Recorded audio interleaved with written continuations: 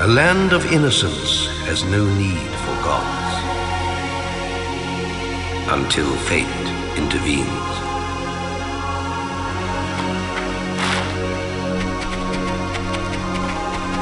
Keep away from the water! Stop!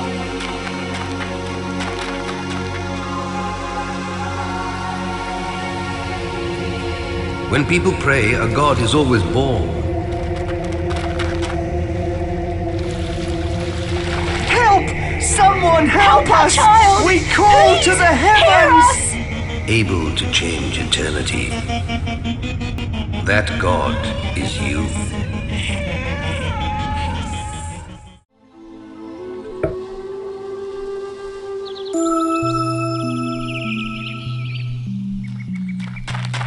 Greetings, Holy One. You've activated a gold story scroll. There's a decent argument that all games are god games to some extent.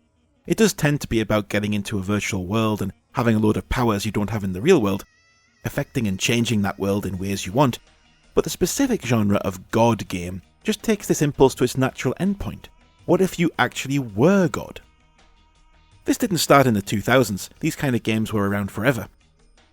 There are quite early examples like SimCity and all its incrementally more detailed follow-ups. Civilization has a similarly long history. The truth is there's some kind of link between nerds without many friends alone in their bedrooms and the fantasy of having absolute omnipotent power to build and shape the world entirely as you want it. I don't know, there's some link there. Populous is widely considered the first example of a god game in 1989, and while it doesn't look much now, and if you try and play the console versions these days it's a pretty slow and miserable slog, it was hugely successful, particularly on PC, where the experience was a lot more enjoyable. The premise here was that you were a god, and had to build and raise a community of followers, keep them fed and happy, and completely eliminate followers of other gods by converting them or killing them. Obviously, depending on your perspective, this is either a terribly childish and offensive simplification of the complexity of faith and humanity, or a wryly observed satire of the zero-sum game of organised religion. I shall leave that up to you. Thank you! Thank you for your mercy! We praise you! The salient point here is that the lead designer was a man called Peter Molyneux. He founded the unmistakably British Bullfrog Productions in 1987, and while Populous is what made them famous, they were also responsible for Theme Park, which we looked at in episode 6, Theme Hospital, and Dungeon Keeper, all along similar lines of godlike strategy and builder games. They also made the quite excellent DOS game Tube, which I still need to talk about a bit, but not here. In more modern times, Molyneux became known for overpromising and under-delivering on some really headline-grabbing and ambitious ideas. I'd like you to meet a boy called Milo. He's a character that can recognise us, he can recognise our faces, he can recognise our voices, he can recognise emotions in us. Hi Claire, you okay? Actually, I'm a bit nervous. You?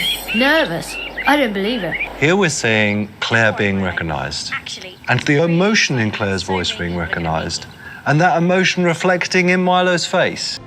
Liar! And it might all have started here in 2001 with the very first game from his brand new Lionhead studio. Black and White was described as one of the most ambitious games ever made. The hype was real. What was sold pre-release was properly exciting.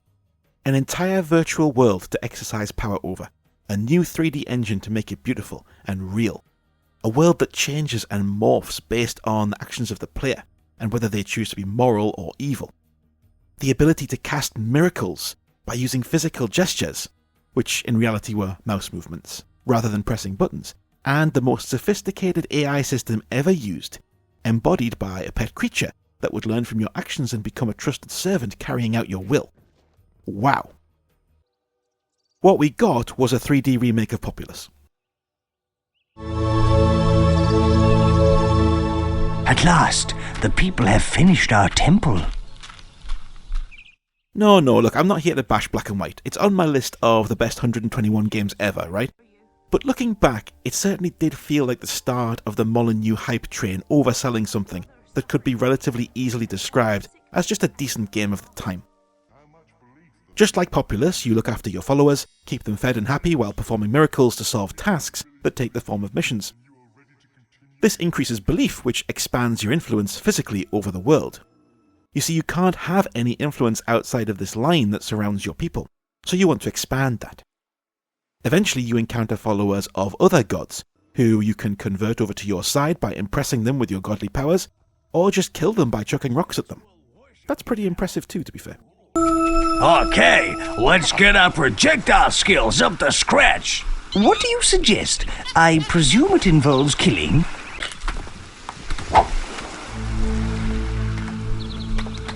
You hit it. Marvelous. Neat, boss. You're really gonna do damage with this skill later. This is where the morality system comes in. You can choose to treat people well and increase belief through inspiration, or treat them badly and increase belief through fear. You can even do ritual sacrifices if you want. And you're allegedly aided in this by the creature. Ah yes, that super intelligent AI creature we heard so much about. So how does it help? It doesn't. The theory is that you keep it on a leash and it learns from your actions what it should be doing, but I never got it to do anything other than wander around, complain about being hungry, and then accidentally eat my followers. This part of the game really didn't work. The creature is certainly the most amazing AI that I've ever worked on. I think it's, some would say, foolishly ambitious, but I can really honestly say that the creature that you're going to see today is the most amazing creature that I've certainly seen in any games industry, and it even stands up against some academic AI.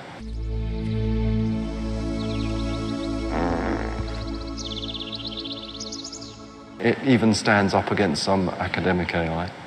It had other problems too, a big one being the strange mix of strategy and skill.